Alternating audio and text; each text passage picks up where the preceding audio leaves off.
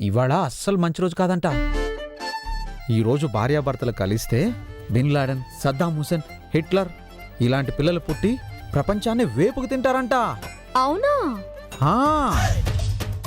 నాకు కనిపించిన పంతులు కూడా అచ్చం ఇదే మాట చెప్పాడండి.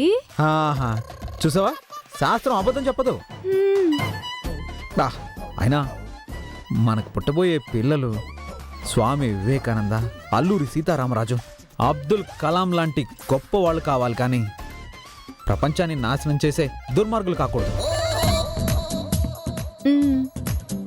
అంచేత ఈ ప్రోగ్రామ్ ని వాయిదా వేద్దాం. ఏమండి, ఒక్క నిమిషం. పంతులు గారు నాతో చెప్పింది చెప్పాను, కానీ నేను అతనితో ఏం చెప్పానో చెప్పలేదుగా. మంచి ముహూర్తం ఎప్పుడుందా అని అడిగావా? కాదు, కూర్చోమని చెప్పి కిచెన్ లోకి వెళ్ళాను. ఓ, కాఫీ తీసుకొచ్చిచ్చావా? లేదండి, అట్ల కాడ ఎర్రగా కాల్చుకొచ్చి ముందు పెట్టాను. ఎందుకే? నిజం చెప్పకపోతే టేబుల్ మీద పెట్టిన అట్ల కాడ మూత మీద పెడతానని చెప్పాను. దెబ్బతో పంచాంగం చూసి మరీ చెప్పాడు. ఏమని? ఇంతకంటే మంచి రోజు లేదని. ఈ రోజు కలిస్తే కమలలు గ్యారెంటీ అని చెప్పాడు. నువ్వు చెప్తుంది కల్పించిన కథ.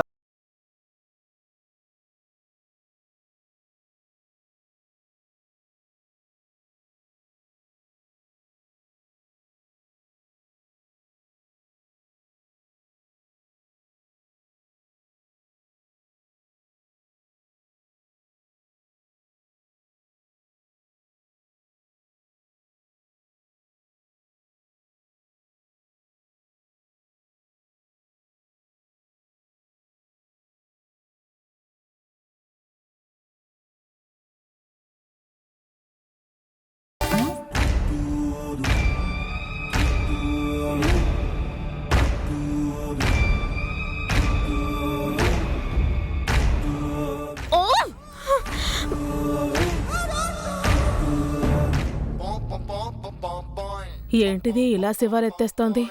ఇందాక జరిగిన దానికి బాగా డిస్టర్బ్ అయినట్టుంది. ప్రియా, ప్రియా,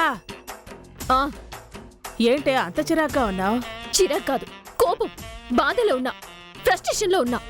నీ ఫీలింగ్స్ ని నేను అర్థం చేసుకోగలను. ఇందాక అల్లుడు నువ్వనుకుని నా తల్లో పూలు పెట్టాడనే కదా నువ్వు ఫీల్ అవుతుంది. వెనక నుంచి చూస్తే సేమ్ నీలాగే కనపడ్డమేంటో. నా అందం నాకు శాపం అవుతుందని నేనెప్పుడూ అనుకోలేదే. నేను ఫీల్ అవుతుంది అందుకు కాదు. అంటే జరిగిన దానికి నువ్వేం ఫీల్ అవటం లేదా? ఏ, నువ్వు కంఫర్టబుల్ గా ఫీల్ అవుతున్నావా? చిచి, నువ్వు బాధపడితే కన్నతల్లిగా నేను చూడలేనని నీకు తెలుసు కదా.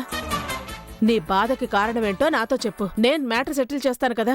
రామ్ గీత కోసం మల్లెపూలు తీసుకొచ్చాడు. మల్లెపూలా? 4-5 మూరలుంటాయి. 5 మూరలంటే మూరకి 40 రూపాయలు చొప్పున చూసుకున్నా 200 అవుతుంది. ధర్మ వడ్డీ ప్రకారం చూసుకున్నా 110 రూపాయలు చొప్పున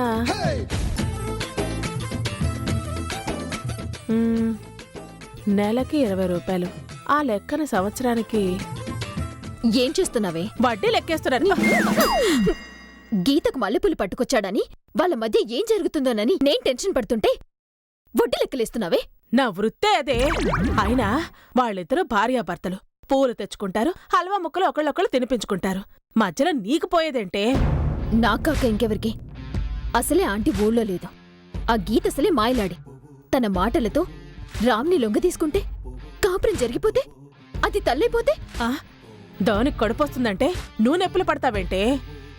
ఆ గీతకి లైఫ్లో ఉన్న ఏకైక లోటు రామ్ దాన్ని దూరంగా ఉంచడమే. ఇప్పుడు ఆ లోటు కూడా లేకపోతే దాని మొహంలో సంతోషం వస్తుంది, దాని జీవితంలో సుఖం వస్తుంది. అది ఆనందంగా ఉంటే చూసి తట్టుకునే శక్తి ఈ గుండెకు లేదమ్మా. అవునా? చూడు, నా గుండె ఏమని కొట్టుకుంటుందో. ఆ గీత సుఖపడకూడదు, అది సంతోషంగా ఉండకూడదు, రామ్కి ఎప్పటికీ దగ్గర కాకూడదు.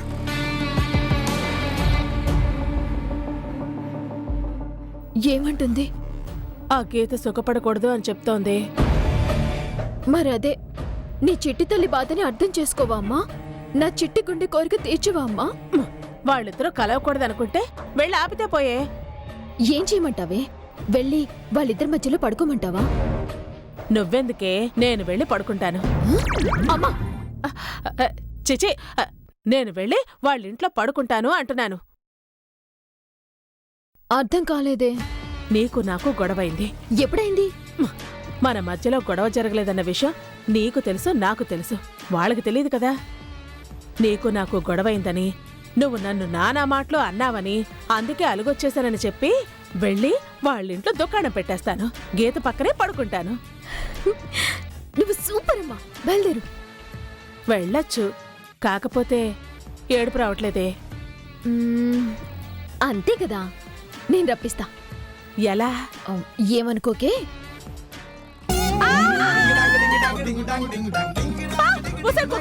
చెయ్యి వదలవే, చెయ్యి వదలు.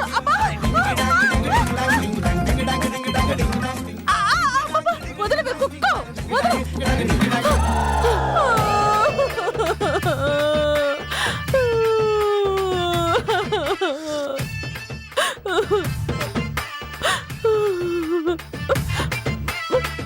చూసావా ఇప్పుడు కన్నీళ్ళు ఎలా వచ్చాయో? అవి అలాగే కంటిన్యూ చేసుకుంటూ పో. ఓసి నీ చెమ్మడిపోను. నువ్వు అనుకున్న చేయడం కోసం కన్న తల్లిని కండోడి పడ్డట్టు కొరుకుతావా? ఈ ఏడుపులు ఇక్కడ కాదే, వెళ్ళి ఆ గీత దగ్గర ఏడు పో. ఈ కన్నీళ్ళు ఆగిపోతే మళ్ళీ కొరకాల్సి వస్తుంది. వద్దులే, నేను వెళతాను.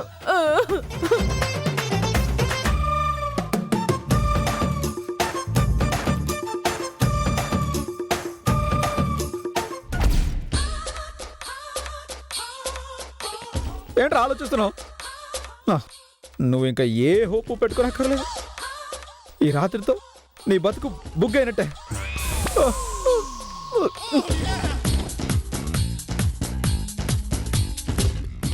తగిలించుకోవడం తేలికే కానీ వదిలించుకోవడం కష్టమని ఇప్పుడు అర్థమైంది. ఈ ఫ్యాషన్ షోలో పార్టిసిపేట్ చేస్తున్నావు ఆనందంలో ఎమోషన్లో కమిట్ అయిపోయాను. ఇప్పుడు లూజ్ మోషన్ స్టార్ట్ అయ్యేలా ఉన్నాయి.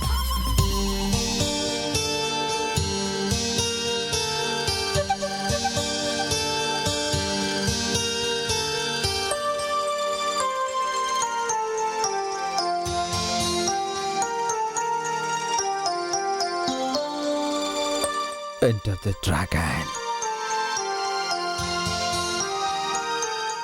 అదే వాకింగ్ స్టైల్. తిరగలు తిప్పినట్టు తిప్పుకోవడం చూడు.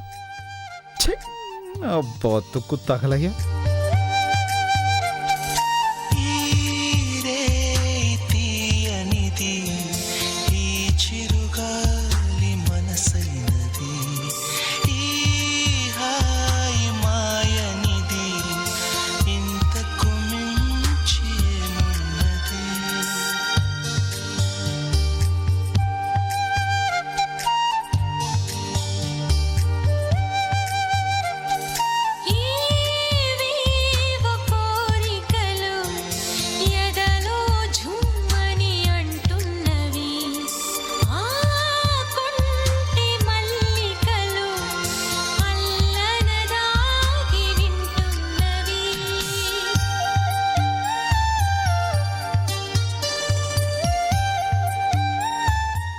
ఏంటండి అలా చూస్తున్నారు?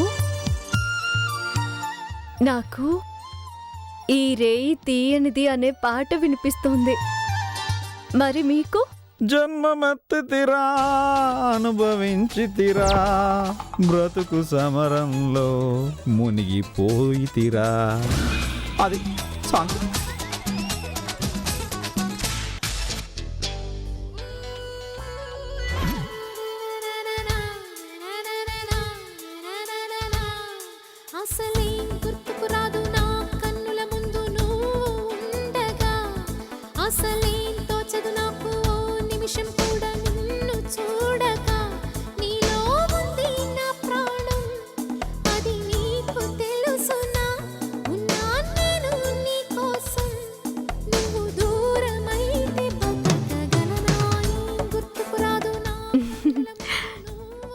ఏమండి, అంతఃపురం సినిమాలో ఆ అసలేం గుర్తుకు రాదు అనే పాట వినిపిస్తుందండి. నాకు వినిపించింది. సేమ్ పాట కాదు, లవకుశ సినిమాలో నుంచి ఏ నిమిషానికి ఏమి జరుగునో ఎవరు హించెదరో పేదాస్ పాట. ఇలాంటి రొమాంటిక్ సిచ్యువేషన్ లో పాత పాటలు వినపడ్డం ఏంటండి? నీకు రొమాంటిక్ సిచ్యువేషన్, కానీ నాకు క్రిటికల్ సిచ్యువేషన్ కదా.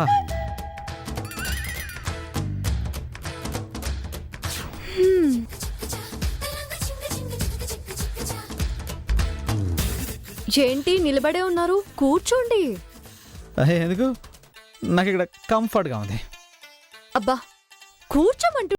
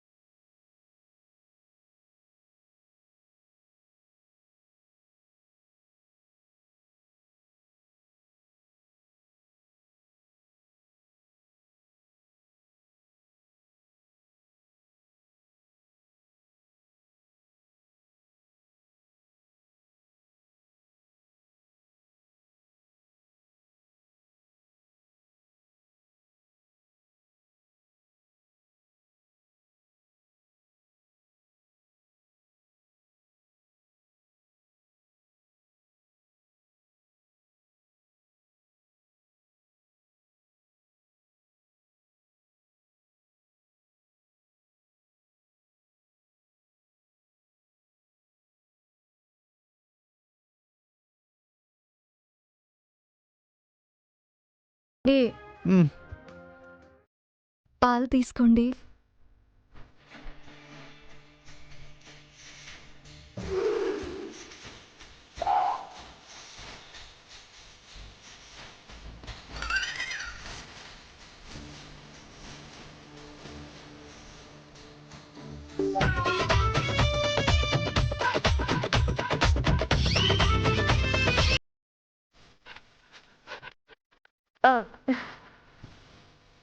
ఏంటండి అలా వణుకుతున్నారు?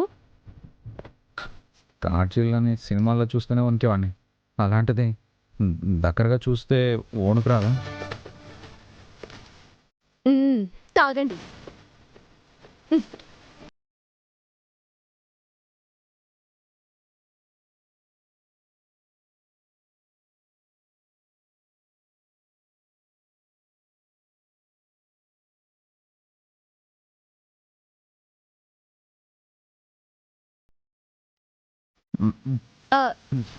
ఏమండి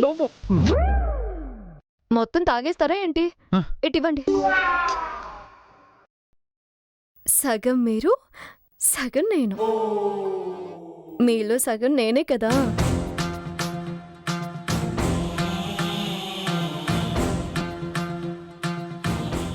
దేవుడా, నీకు దండం పెడతానయా, ఈ ఒక్కసారికి హెల్ప్ చేయి స్వామి.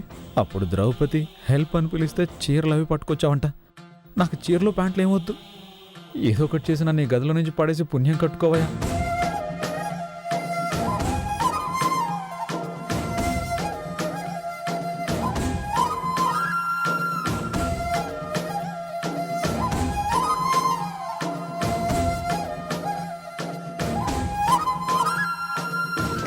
అమ్మో, ఇది దగ్గరకు వస్తుందంటే. తెల్లవారిన తరువాత తెల్లబోకు మాలలనా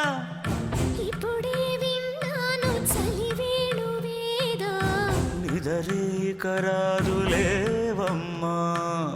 చెవులే కొరికింది చిలిమింటి మాట ఎదలి ఇక దాచలేవమ్మా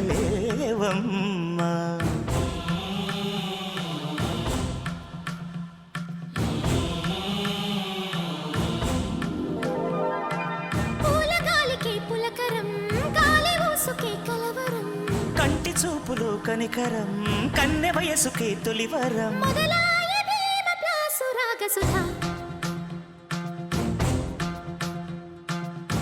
మనస్సా ఎక్కడున్నావు ఇదే నర్రావటం వయస్సా ఎప్పుడొచ్చా ఇవాళ చెప్పడం రాయలేనిది ప్రియలేఖ రాయబారమే వినవా వేదమంటిది శుభలేఖ వెన్నెలంటని కలువా పురులే విరిసింది నీలో వయ్యారం కనులే తెరిచిందిలే పించం అమ్మా గీతా గీతా గీతా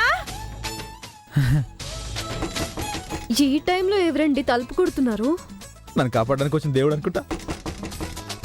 జంటి అదే ఎవరో డిస్టర్బెన్స్ చూసొస్తానే. టైము పాడలేదు. ఎవరి టైంలో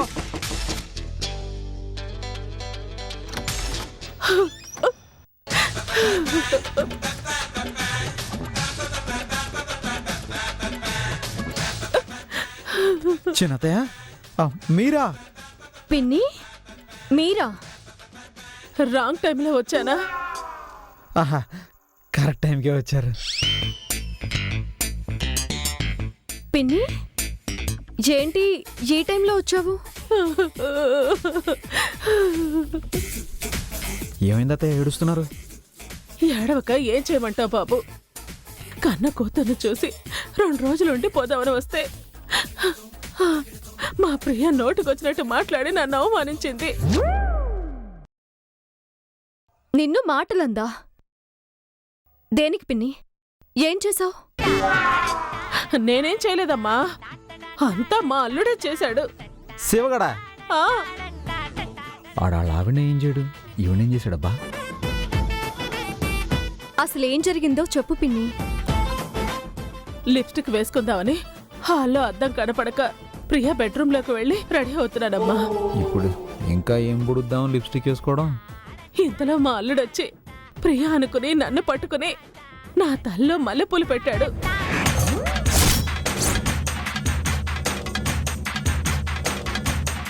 అలా ఎలా పెట్టాడు? ఆ మాత్రం తెలీదా శివాకి? నాకేం తెలుసు. అది చూసి ప్రియ నన్ను అపార్థం చేసుకుంది.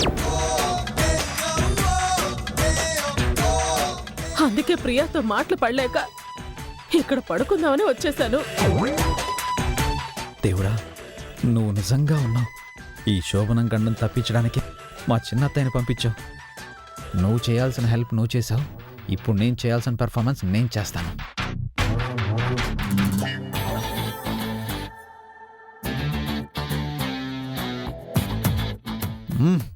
శివగాడు తప్పు చేస్తే మిమ్మల్ని అంటమేంటి అత్తయ్య? సర్లేండి. అయినా తను అపార్థం చేసుకుని మాట్లాంటే పడాల్సిన అవసరం మీకేముంది? ఏ మేం లేవా? మా ఇల్లు లేదా? ఈ రాత్రికి ఎన్ని రాత్రులైనా సరే మీరు ఇక్కడే పడుకోండి.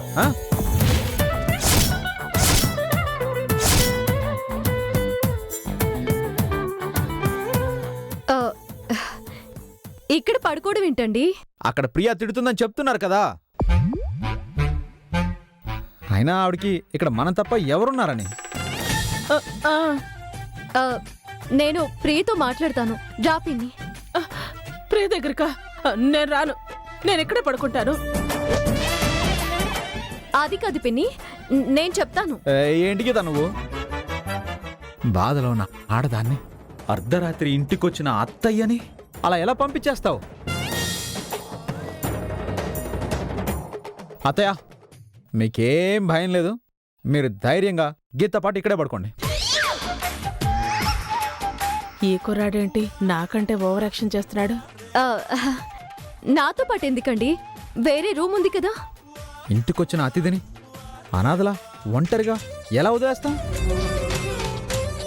పైగా ఆవిడ బాధలో ఉన్నారు. అవును గీత, ఒంటరిగా పడుకుంటే నాకు నిద్ర పట్టదు. ఆ, అది కాదు పిన్ని. ఏంటి గీత, ఆవిడ అంతలా అడుగుతూ ఉంటే అది కాదు ఇది కాదు అంటావు? ఏంటండి అసలు విషయం మర్చిపోయారా? విషయాలు ఎప్పుడూ ఉంటాయి, కానీ అతిథులు అస్తమానం వస్తారా? ఇదిగో నా గురించి ఆలోచించుకో. నేను వెళ్ళి మీ పిన్నిని తీసుకొని పడుకో, నేను ఆ రూమ్లో పడుకుంటానులే. All good night. థ్యాంక్స్ అత్తయ్య. థ్యాంక్స్ ఎందుకు బాబు? ఆహా, అదే మీ అమ్మాయి కోపడితే అటు ఇటు పోకుండా గీతను కూడా మీ అమ్మాయిలానే భావించి మా ఇంటికి వచ్చారు కదా, అందుకు. Good night. Good night. ఇవాళ తప్పించుకుని సంబరపడుతున్నారా? ఇంకో రోజుండదా, మరో రాత్రి రాదా? అప్పుడెలా తప్పించుకుంటారో నేను చూస్తాను. పదమ్మా పడుకుందా. పద.